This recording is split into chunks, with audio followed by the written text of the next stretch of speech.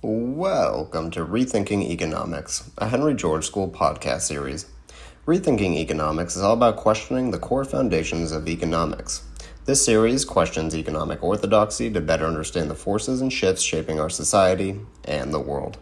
Together, we'll interrogate things like the efficacy of economic models, if mainstream assumptions are always correct, and why the ideas and concepts you learn about in textbooks may lead us astray. Today's episode will be part of a three-part series where I, your host, Nathan Greene, interview a group of my current professors here at Clark University. I want to preface this series by asking you what you think development is. Currently, I'm in my last semester of a master's in international development here at Clark University, where I've begun to question my own assumptions of what development means. I was first introduced to this concept of development in my economic growth and development course at St. John's University. There, we explored how economic growth led to improvements in living standards that allowed people to achieve their full potential.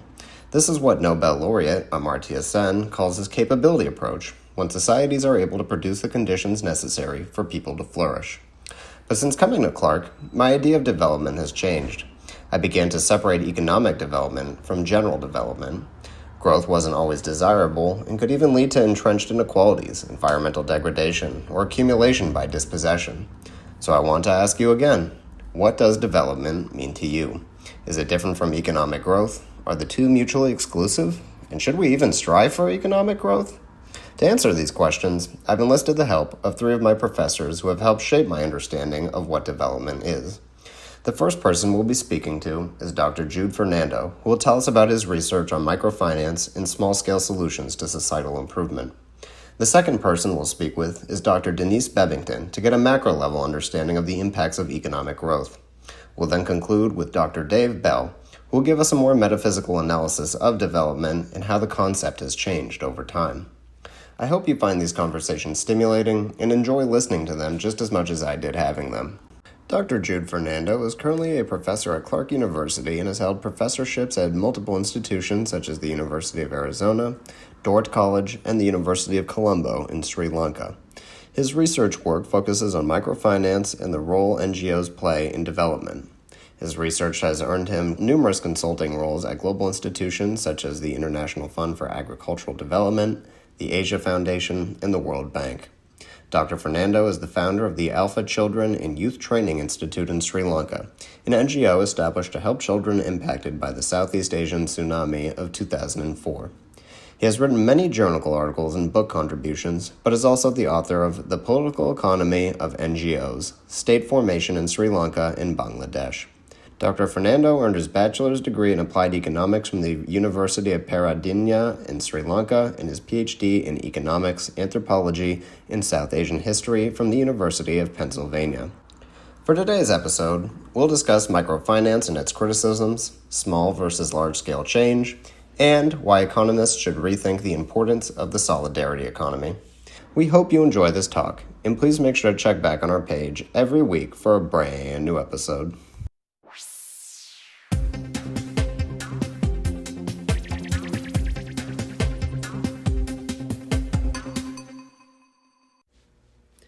Dr. Jude Fernando, thank you for coming onto the podcast. It's great to speak with you today.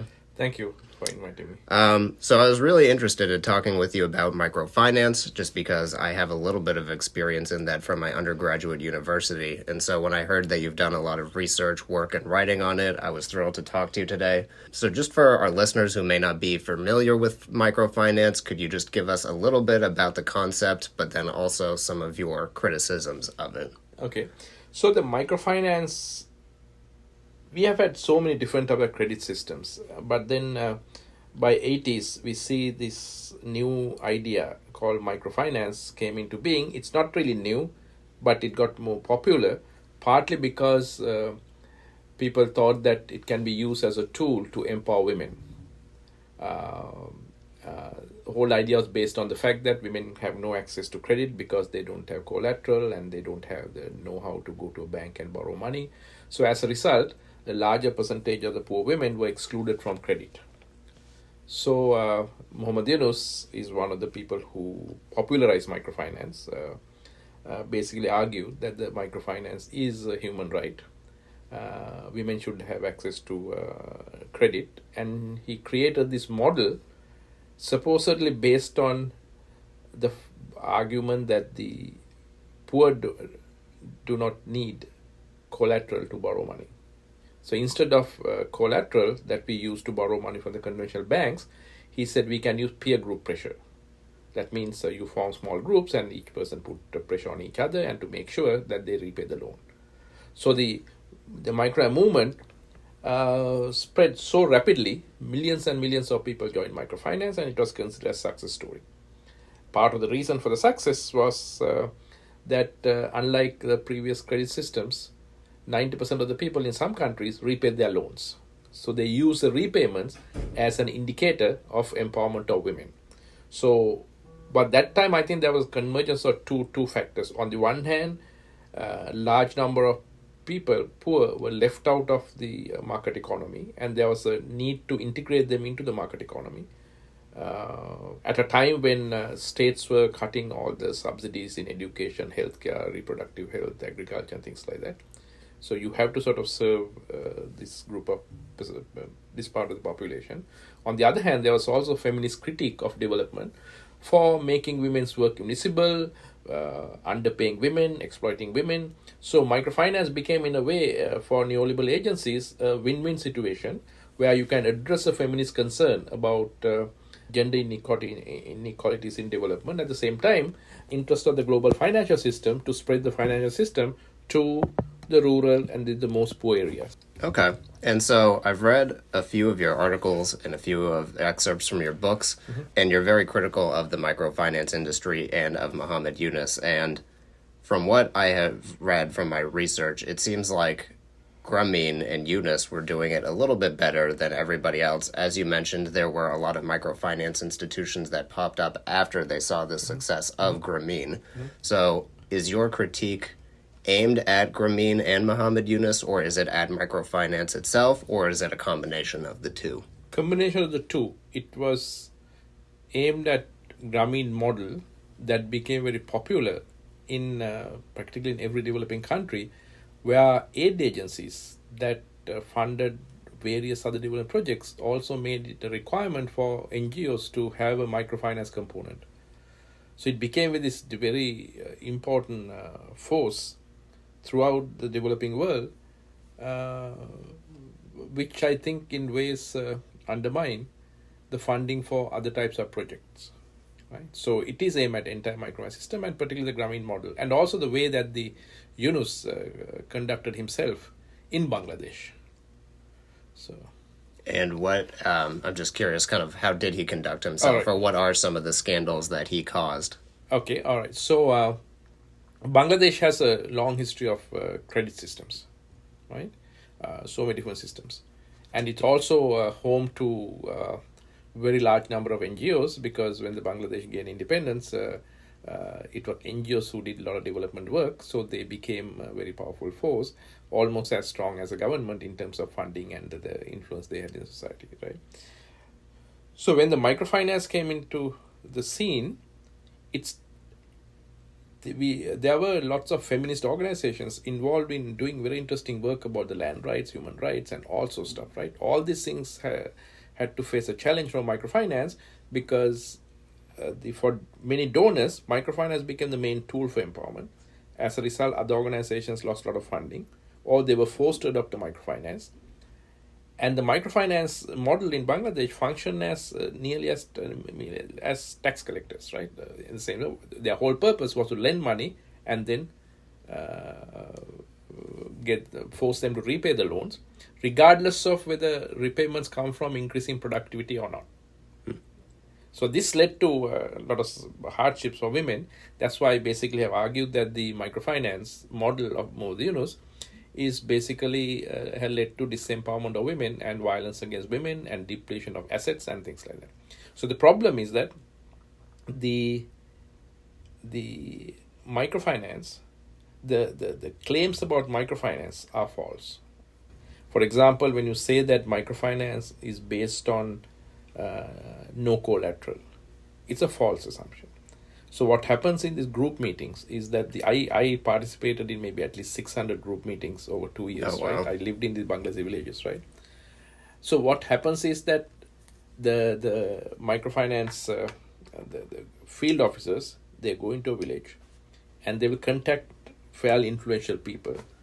In some case, it happens to be the local trader, the money lender, the landlords, and things like that. I tell them, look, we are here to lend money, and we want to form small groups. So they form small groups, and then they say that they start delivering credit. But then the group leader will take an inventory of all the assets that these women have at their homes, whether they have a bicycle, whether they have a flashlight, whether they have a radio, whether they have gold, whether they have chicken, whether they have goats, everything. Now, these women get the loan and they have to start repaying the loan within 2 weeks or something. Now, it's impossible to conceive that you can be an entrepreneur and start making profit within 2 weeks, but they have to repay the loans. Now, when the loan is not repaid, the very small assets that are there for their subsistence is confiscated, or women are forced to sell them and then repay the loans. So the idea that there's no collateral is not true. Actually, the collateral base is far more extensive than the conventional bank. Conventional bank will say, do you have land and things like that. But here, everything that you own and also your household behavior. I have literally witnessed meetings where the group leader will accuse the borrower, you have not repaid your loan this week, but you send your son for a movie, you had chicken for lunch, things like that. So your entire household is disciplined to ensure that the loans are repaid. Now, when the loans are not repaid, it becomes a fault of the woman not managing the household properly. So that leads to domestic abuse and domestic violence. Right? So rather than empowering women, I would argue with plenty of evidence, it has led to disempowerment of women. But the Mohammed is also working with the global financial institutions who had a deep interest in basically extending the global financial architecture. So it's a neoliberal model. But along with that, Muhammad Yunus also had political ambitions. For long time since, they had political ambitions. And he was also investigated by the foreign agencies as well as by the Bangladeshi government for scandals. And there were lots of scandals involved. And he's now come into power as well. He's the sitting or interim He's the interim president, right? Okay. So again, that is very interesting. People tend to argue that he's the interim president because he's accepted by the entire country. It's not the case. The struggle in microfinance, or struggle in Bangladesh, people's struggle, which are led by the students, which led to overthrow of the prime minister, had to do with the economic hardships. Right? Mm-hmm. It was the protest was not created by Yunus, right? Because that time he was a convicted felon, convicted by the Bangladeshi government. He was put in jail. But the protests were reaction to inequalities. But microfinance is fundamental cause of those inequalities. Yeah. So it's if you go to villages, it's amazing how people suffer because of microfinance. It's so much so the group leaders, lenders even know whether you have family members working abroad. So when they're working abroad, for example, Middle East, they know that when they send the money, the day they send the money, they go to the Western Union kind of places and collect the money back. It's so extensive, that kind of surveillance is unbelievable, right? So after the regime was overthrown, Yunus was selected as the interim prime minister, interim president. We don't know whether he will stay on or not. But the idea that the microfinance model was a success is based on wrong indicators. First, they take the higher repayment rates as evidence of change, but never ask the question, the process through which that they repay the loans. Right? What means they use to repay the loans? Mm-hmm. What are the impact of those means?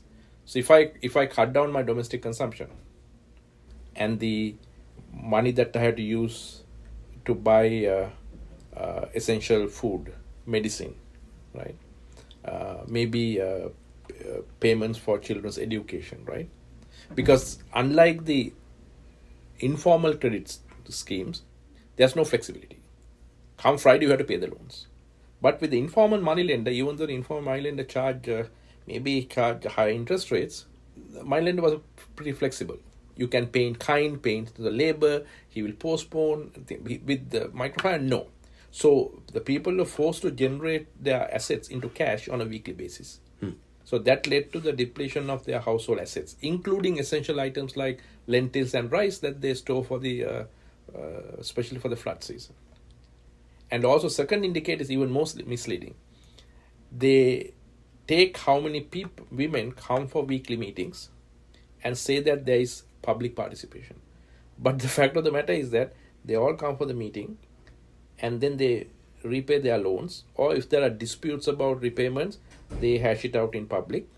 Then they start leaving because they have to go and prepare lunch for their husbands who are coming from the fields to eat. So there was no real discussion about the gender inequality, empowerment. Nothing goes on at the village level, right? Because just those meetings are just the forums to hash out why people are not repaying the loans, right? But then we use the presence of women in those meetings as evidence of women's public participation.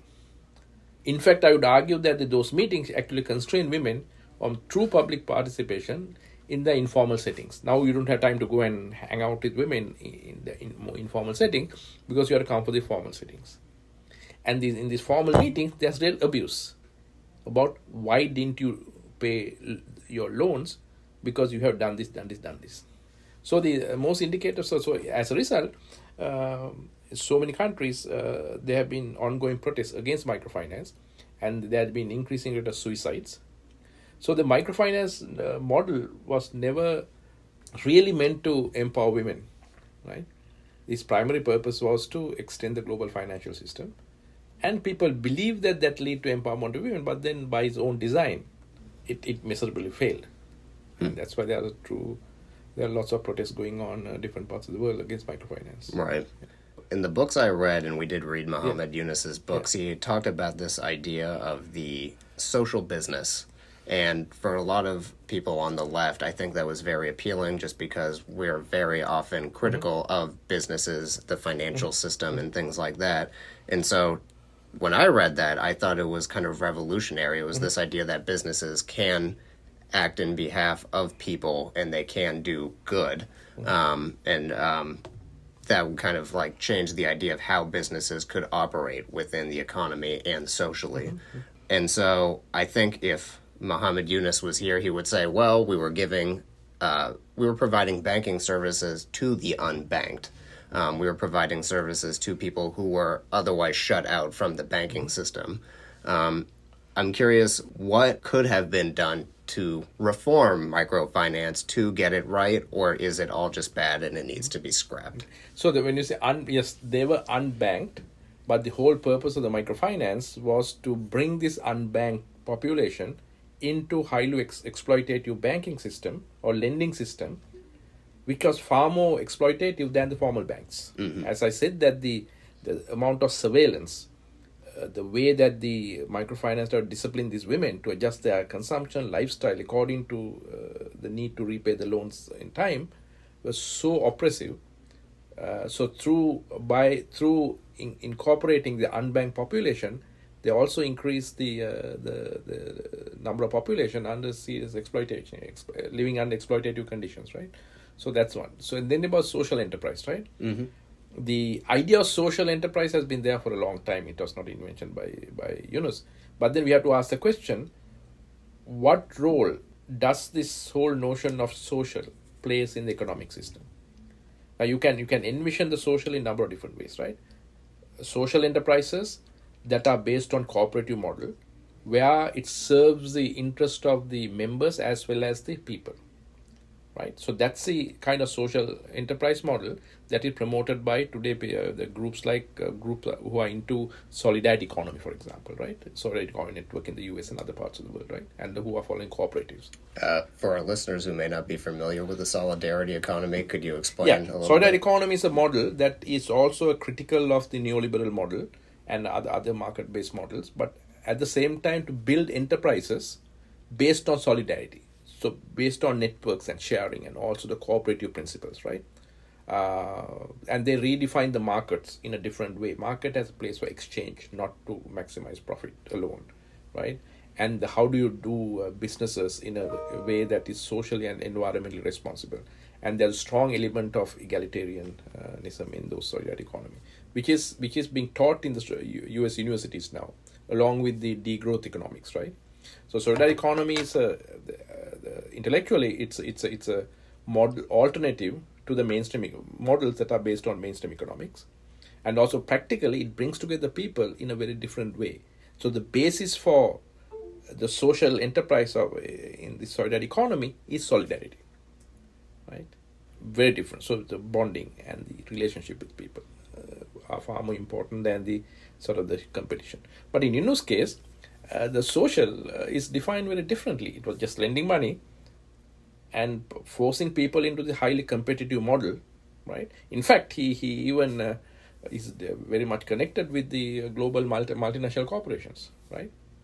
So it was not social. It's for me, it's a way Yunus hijacked the social to do something really antisocial.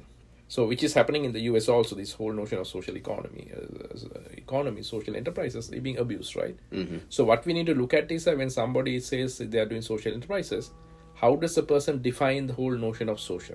Is it really based on community, solidarity, and for the benefit of the society, or is it a way we hijack the social to really serve the interest of the powerful and the wealthy, right? So the way Yunus used social actually increased inequality rather than addressing it. I mean, that's why there has been so much of criticism of Yunus within Bangladesh as well. That's why when Yunus was getting into trouble, Yunus was, a lot of Western countries didn't come to his assistance, right? Even though that he won the Nobel Prize, they were not really supporting him. The truth was out. I mean, so as a result, I think the model is still there, but I don't think it's as powerful as before. But because of the fact that people are so desperate, when you go to a village and say that I'm coming with a pot of money for microfinance, they just borrow it, right? They keep on borrowing it, whether they have a business plan or not. So we ran a workshop in Sri Lanka this time for 40 women who are involved in a cooperative, but they're all in debt for microfinance agencies. So we just asked them, look, what is the problem with microfinance? Well, they try to come and collect loans, and every week, if you don't do it, they will take our assets and everything. Enormous harassment and public shaming. I said, when you get the loan, didn't you know that you can't repay? No, we just got the loan. There was no business plan, nothing, absolutely nothing. So what happens is, in desperate situations, people just get the money. They think what to do with the money when they have the capacity to repay later. So if I think the credit is to be used more efficiently, the enterprises has to be organized as cooperatives, right? So we have to really redefine the social as cooperation. And also, when you lend, we also have to guarantee that they have the capacity to build profitable enterprises, not in really market sense, but the profit also we have to redefine it, and then that will work. But have there been successful lending programs? Of course, yes.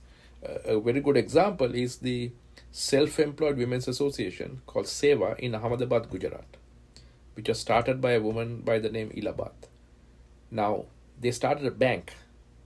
That whole enterprise run by sometimes illiterate women. Now they lend money, but they also make sure that they have ways to improve their production and also do the marketing. For example, that the banking staff visit the sidewalks or the pavement, as we call it there, during the day, sometimes twice, and collect the income that these sellers pavement are earning, and then come and deposit it. And they also have public protest against the various actors who are not allowing these women to do their businesses, right? So that model is very interesting. You have lending plus help to improve your marketing, and also protest, union action, to make sure that for example, that a lot of these women produce milk, and they will force the government milk board to buy the milk. So that much more holistic system. Now the UNICEF model is lend money, collect it, on a weekly or bi-weekly basis, regardless of whether there's improvement income or not. So that's why I'm saying that this microfinance model, the UNICEF model, is one of the main reasons for especially rural inequality. But part of the reason why the UNICEF is successful is that Western countries, not all of them, basically promote his model. They provide the legitimacy, right? And the people in the developing countries are quite upset. Why are you patronizing this model? It's one of the most exploitative models. So now you can see a lot of Scandinavian countries have sort of taken a step back in funding microfinance. But then local banks, for example, in some developing countries have picked up. So this is sure cash, right? So they do that. So I think this model will continue until the local protest in developing countries stop them. And in some cases it has happened. But the problem is that the governments also step in and try to take the side of the lenders, which again lead to serious conflicts. But these are very powerless women, right? I mean, you are struggling for cash. You go and say, here is cash. I'll give you, even though you don't have a collateral. But then I know that you are somebody working abroad. You have some assets, right? Right. The idea that's given for collateral-free women is not true. And also this true public shaming and through various pressure, they know how to collect the money. Right. So I was listening to one of my favorite economics podcasts, and he was doing the economist Adam Tooze. I don't know if you're familiar with him. Yeah, so he was doing a profile on Muhammad Yunus just after he had came into power. And Tooze is usually very, very critical of just about everything. And so when he was profiling Yunus and microfinance, I was a little bit surprised that he didn't really have many critical things to say about the system. And I was shocked, especially just after kind of reading your work. Yeah. And so he points to the macroeconomic development and the improvement in living standards within Bangladesh ever since microfinance has been established. And of course, he says, there's more to it than microfinance, but microfinance had played a part in it. He pointed to things like how the poverty head count in 2000 was at 33%, and in 2022 it was 5%. And so he did point to this rise in living standards. What do you think Tooze and most economists who point to this model are missing? Are they looking at things too much from a macro perspective? Yes, I think there's this head count of poverty indicators. I mean, they're just numbers, right? Based on surveys. But then they don't really discuss the inequality, right? I mean, they can't really get the qualitative aspects of poverty. I mean, just a number, I think it's a highly misleading number. If you look at the way that the headcounts are done, I mean, they are not based on solid surveys, right? So for me, it's a highly misleading number. And I don't think that even if there is an improvement, even if you use these kind of indicators, they are because of the microfinance. Like microfinance actually has the opposite effect. But there can be other factors like, the repayment, the remittances, improvements in the textile industry, and certain amount of state investments, right? But other than that, I don't see that the improvement of poverty they are touting is because of that. If had this been the case, microfinance been there for 2-3 decades, right, in Bangladesh. How come there was protest? The idea that the uprising in recent times was a result of corruption is kind of misleading. What it does is it tried to explain the economic crisis for which microfinance contributed to as a result of the government failure. In other words, they are trying to explain the failures of neoliberal economic policies as political failures. But the reason for the failures has to do with the neoliberal economy as well, principles as well, right? Yes, there is corruption. But just because you correct corruption, you are not going to change the way the neoliberal economy functions. As David Harvey would say that the underlying logic or the characteristic of neoliberal economy is accumulation by disposition. Economy might improve GDP, even the income, but it also disposes people, both socially and environmentally. Now, for us to say that economy will work fine if not for the corruption is highly misleading notion, right? So this particular uprising that led to comeback of women, Yunus, was a crisis that for which Yunus's model himself contributed, right? And there are lots of politics behind it, because I don't see that the Yunus was chosen because of his popular and he has done so much of good for Bangladesh. But I think there were lot of politics for him to get appointed as the interim president, prime minister. And there is also a disjuncture between the politics that enable Yunus to be the interim prime minister and the factors that led to the uprising that overthrew the regime. See, in other words, I would argue that Yunus has hijacked an uprising for him to get into power, which he was hoping for a long time, right? Long time. And also that could absolve him from the charges of corruption for which he was convicted, right? And also mismanagement of labor practices within Grameen Bank has been awful. You mentioned a microfinance model that was being pioneered by a woman in Bangladesh. Could you Not Bangladesh, in Gujarat. In Gujarat. In Ahmedabad. I'm curious, is her model kind of self-sustaining? Does she rely on donors or donations from other countries? There or had from been people? some donations. Okay. But way the donations were used is very different. Actually, I wrote my master's paper on that. I was in Ahmedabad. So and then there had been other models, Roxas, and there have been various very effective credit models. The purpose of the credit model is to empower the people, right? And the way they look at solidarity and the well-being are very different from other models. Say there are certain microfinance models that are practiced by some of the Muslim communities, Islamic communities. They are very interesting, no interest, right? And it's very interesting. The interest rate is something that all religious texts and even the the ancient philosophers, right, condemned. For them, if you read from Aristotle, Aquinas, Augustine, and in the Christians, Jewish scriptures or Islamic scriptures, interest rate was one of the root cause of evil. But today interest rate have become the thing, right, to make money, right? And also the idea that the microfinance Yunus's model is using interest rate lower than the informal money lend is also wrong. Because when they calculate the interest rate, say 10%, which appears to be it much more than comes about 20, lower than informal money lend. But then not the entire loan goes to the borrower. Sometimes they keep certain amount of money to cover the outstanding loans, but the interest rate is charged the full amount. The group leader keeps certain amount of money in case that the woman fail to repay the loan. They use that point. So the actual amount of money that goes to the person is less, but the interest rate is charged on the total. So the actual interest rate is much higher, right? So the Islamic model is very interesting.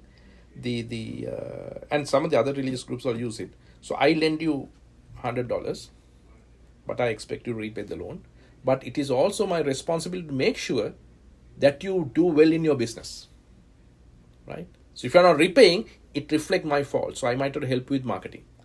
I might have to help you with improving your product, right? Mm-hmm. So that's the interesting model, right? Mm-hmm. It's not the other model. I lend you, you pay the loan regardless of the means you are using or consequences. So there are good thinking around the world, right, that we can use for lending. So one of your criticisms of microfinance is that it tends to hollow out the state a little bit, and it causes the accumulation of dispossession. Accumulation by dispossession. By dispossession. Would microfinance have been more sustainable, more holistic, had it not led to that hollowing out of the state where social services began to be diminished?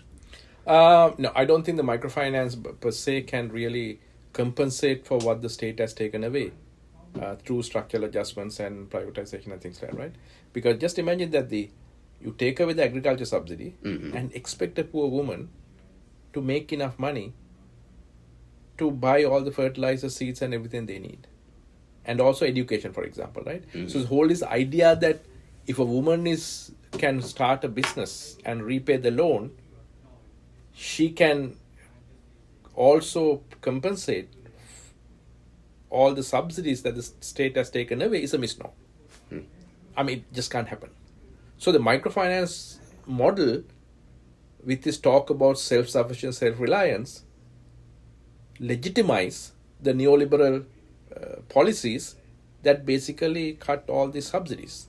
And this is kind of large country with so many number of people, they can't really sort of improve unless there are good investments in public investments in education, health, things like that. Idea that all these expenses or the cost of education, health, and agriculture can be met with the income that these women earn from microfinance is a misnomer. I mean, it just can't happen. Maybe a few families in a village might be able to do it. And also the idea that you can just lend money and within 2-3 weeks, the entire village can be entrepreneurs. I mean, that's something wrong, no? Right. It seems a little too idealistic, I suppose. But then it serves the interest of the global financial system. On the one hand, it forces the state and it's provide legitimacy for the state to cut down subsidies. On the other hand, it also sucked in the poor into the financial system. And then that lead to enormous amount of polarization between the rich and the poor. Right. Now, I have read a lot of horror stories of microfinance institutions. They weren't necessarily linked to Grameen or Eunice, but I have read a lot of stories about how it has led to mass suicides and things like that, just because people can't repay their loans and then they're just terrified to face the bank or the social pressure that you mentioned. Staying on the idea of accumulation by dispossession, I'm curious, just because this podcast is part of the Henry George School. Are you familiar with Henry George at all? He talks a lot about land, how important land is in his economic analysis, and how a large part of land redistribution needs to come into play here. So I'm curious, when people aren't able to pay their loans, has it led to their loss of land? And if so, how does that play into the rise in inequality or unrest? Oh yeah, so in a number of ways. On the one hand, there had been enough cases where people have sold their land. Right? Sometimes they have not sold their land, but they have lost their right to cultivate in the land. Now the informal money lender or the big landlord says, okay, look, I will help you to repay the loan, but you will grow your food in your land for me. Right? Here's a very good example. In one village in Mymensingh in Bangladesh, the bank Grameen lent money to women, and they some borrowed the money, and they were asked, okay, what are you going to do? They in fact asked what enterprise, just for record. We are going to buy a cow and start repaying the loan, right? Sell milk, and of course milk has a good market. But then when you say you get $500 to buy a cow, right? But you have to repay the loan within 2-3 weeks. Start repaying the loan. Very short. But you need a fat cow. So what do? You go and tell the informal money lender or the trader who owns cows, okay, you give me a fat cow, produce milk. Or you help me during the period where there's no milk for me to repay the loan. Now, if the informal money lender says that, okay, look, you give me the $500, I'll give you a fat cow, but fat cow is $1,000. On the condition you pay the interest on that additional $500, you also pay the milk to me. You also sell the milk to me. Right? So, so you can see that. So this whole idea that we can think about microfinance as a relationship between the lender and the borrower is a misnomer. Money enters into the economy, and we have to really look at how the money is being utilized. So in that, when you see the way it is utilized, you see that land being either sold or transferred, where the informal money lender or the rich people in the village have basically the de facto ownership of land. And Bangladesh is also famous for struggles by the landless people. But the microfinance thing has really undermined the social movements also in Bangladesh. Because people have become very competitive between themselves. So the microfinance, rather than creating a sort of community, like building solidarity among people, it also made the community extremely competitive. Because everyone is now struggling to repay the loan. To avoid the public shaming and all sorts of stuff, right? Right. So the idea that the microfinance undermine the influence of or weaken the influence of the informal myland is not true. In the villages, myland is also the trader, businessman and things like that. Actually, money really a lot of times ended up with these informal mylanders. So for example, there's some women didn't have money, enough cash to maintain 2-3 weeks of savings to be eligible for microfinance. They can borrow from the mylander. Yeah. And has this dispossession of the land and then the repossession of it from the lender or from the wealthy, has that contributed to some of the unrest that I think so. Bangladesh is? I think so. I think the unrest was building up over a long period of time, right? And then it came to a point that people couldn't bear, right? So we might not see all the causes, but it was building up for a long period of time. Okay. And then suddenly, boom. So taking a step back from microfinance, one thing I have certainly learned after reading both your work and Muhammad Yunus's is that there is no silver bullet to poverty. And one of the things Yunus tried to do was create kind of like a micro solution to it. But as we've noted, clearly that did not work as well. And so I'm trying to think, how should we think about solutions to poverty? Do they need to be on a more micro or local scale like we talk about here at Clark?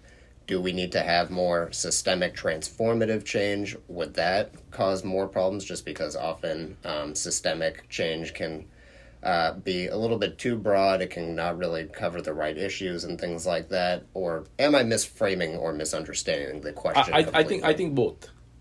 I think at the end of the day, I strongly believe that the development has to be place-based, right?